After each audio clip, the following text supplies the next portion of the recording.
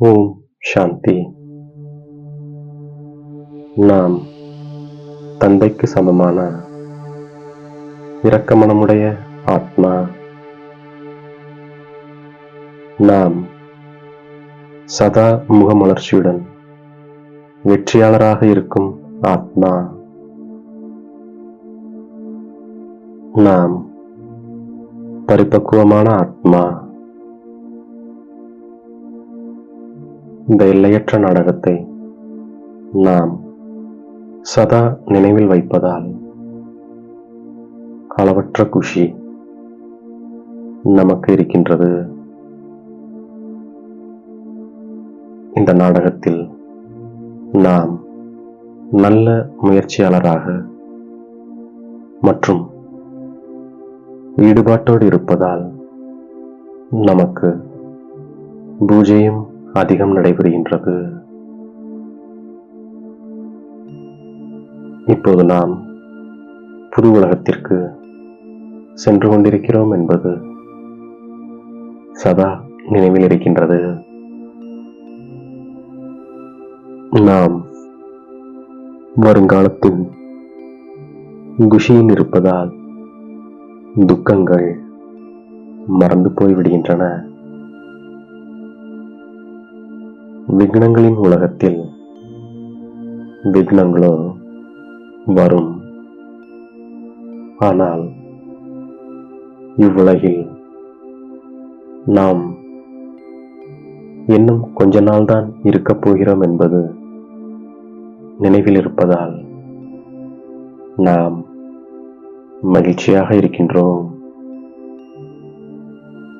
சூட்சம வதனத்தை தந்தை இப்போதுதான் காட்டுகின்றார். நாம் நல்ல புருஷார்த்தம் செய்வதாலும் ஒப்பற்றவர்களாக இருப்பதாலும் நமக்கு பூஜை அதிகம் நடைபெறுகின்றது. நாம் தான் பூஜைக்குரிய நிலையிலிருந்து பூஜாரியாகி தந்தையின் மற்றும் நம்முடைய பூஜை செய்கின்றோம். இது அற்புதமான விளையாட்டு. இதுவும் எல்லையற்ற நாடகமாகும். நம்முடைய புத்தியில் இப்பொழுது முழு நாடகத்தின் ரகசியம் இருக்கின்றது. இந்த உலகத்தில் இன்னும் கொஞ்ச நாட்களே உள்ளன.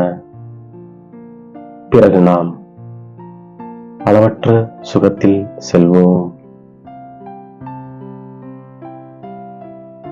தந்தை இப்போது நமக்கு ஞானம் தந்து வெள்ளையாக ஆக்கிக் கொண்டிருக்கின்றார். தந்தை விதை ரூபமாக இருக்கின்றார். சத்தியமாக சைத்தன்யமாக இருக்கின்றார். அவர் உயர்ந்த இடத்தில் வசிப்பவர். மேலும் அவர் புனர்ஜென்மத்தில் வருவதில்லை. அவர் பிறப்பிறப்பிற்கு அப்பாற்பட்டவராக இருக்கின்றார். நமக்கு ஒரு தந்தையை தவிர வேறு யாருமே கிடையாது. நாம் தந்தையுடன் கூடத்தான் செல்வோம். தந்தை இப்போது பாரதத்தை தான் பணக்கார நாடாக ஆக்குவதற்காக வந்திருக்கின்றார். நாம் நமது செல்வத்தை இந்நேரம் பரமாத்மா காரியங்களில் செலவழிப்பதால் நம்முடைய செல்வம் அநேக பிறவிகள் பயனுள்ளதாக இருக்கின்றது. புத்திசாலி குழந்தைகளாகிய நாம் நம்மிடம் உள்ள அனைத்தையும் அந்த செல்வந்தராகிய பரமாத்மாவின் பெயரில் பயனுள்ளதாக ஆக்குகின்றோம். நாம் புண்ணிய ஆத்மாக்கள், நாம் புண்ணியத்தின் காரியத்தை தான் செய்கின்றோம்.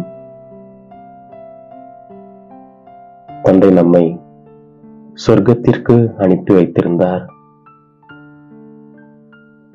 இப்போது மீண்டும் நம்மை சொர்க்கத்திற்காக தயார் செய்து கொண்டிருக்கின்றார். நாம் ஸ்ரீமத் படி நடப்பதால் உயர்ந்த பதவி பெறுகின்றோம். நாம் இப்போது சுயதர்சன சக்கரதாரியாக ஆகின்றோம். நாமும் தனவானாக சொர்க்கத்தின் மாலிக்காக ஆகின்றோம். மற்றவர்களையும் ஆக்குகின்றோம். நாடகத்தின் அனுசாரம் எது நடந்து முடிந்ததோ அது நாடகம்.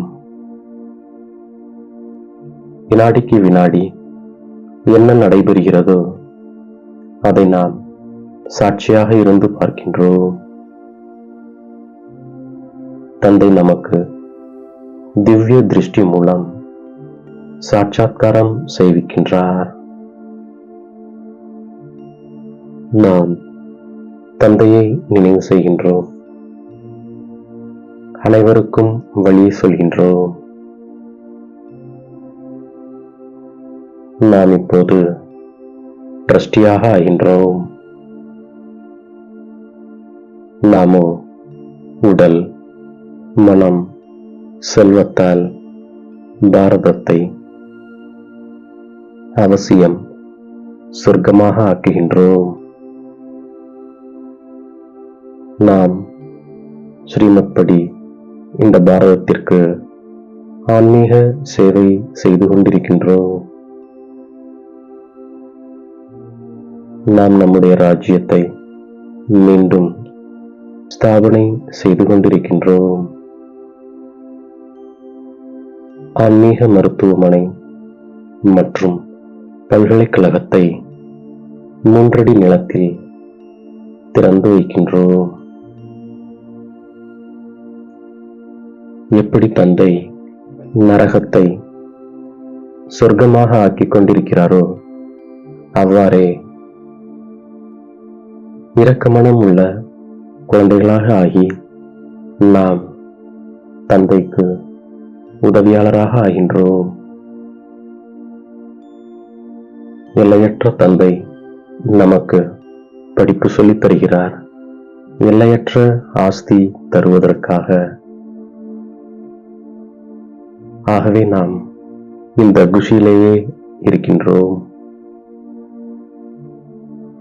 யார் கல்புத்தியாக இருக்கிறாரோ அவர்களை நாம் தங்க புத்தியாக ஆக்குகின்றோம். நாம் யோக பலத்தின் மூலம் நம்முடைய ராஜதானியை ஸ்தாபனை செய்து கொண்டிருக்கின்றோம். நாம் அனைத்து பொக்கிஷங்களாலும் நிரம்பி இருப்பதால் சதா திருப்தியாளராக இருக்கின்றோம். நாமும் மாஸ்டர் கடல் என முழுமையாக இருப்பதால் சதா குஷியில் நடனமாடுகின்றோம். நாம் முழுமையாக இருப்பதால் யாருடனும் தொந்தரவு அடையாமல் இருக்கின்றோம். தடை, குழப்பம் எதுவாயினும் விளையாட்டாக அனுபவம் ஆகின்றது. இன்னல்கள் மனம் மகிழ்விக்கும் சாதனமாக ஆகிவிடுகின்றது. நம்பிக்கை புத்தி உள்ள காரணத்தால் நாம் சதா மகிழ்ச்சியுடன் வெற்றியடைந்து கொண்டிருக்கின்றோம். நாம் புத்திசாலியாகி நம்மிடம் உள்ள அனைத்தையும் செல்வந்தராகிய பரமாத்மாவின் பெயரில் பயனுள்ளதாக ஆக்கிக் கொள்கின்றோம். பிராமணர்களைத் தவிர வேறு யாருடனும் தொடர்பு வைத்துக் கொள்ளாமல் இருக்கின்றோம். எல்லையற்ற தந்தை எல்லையற்ற ஆஸ்தி தருவதற்காக நமக்கு படிப்பு சொல்லி தந்து கொண்டிருக்கின்றார். இந்த குப்தமான குஷியில் நாம் இருக்கின்றோம். தந்தைக்கு சமமாக நாம் இரக்கமனம் உள்ளவராக ஆகின்றோம். முழுமை நிலை மூலமாக திருப்தியை அனுபவம் செய்பவராக சதா முகமலர்ச்சியுடன் வெற்றியாளராக இருக்கும் ஆத்மா நாம். பாதகமான இன்னல்களைக் கண்டு பயப்படாமல் அதன் மூலம் பாடம் பயின்று தன்னைத்தான் பரிபக்குவமாக ஆக்கிக்கொள்ளும் ஆத்மா நாம்.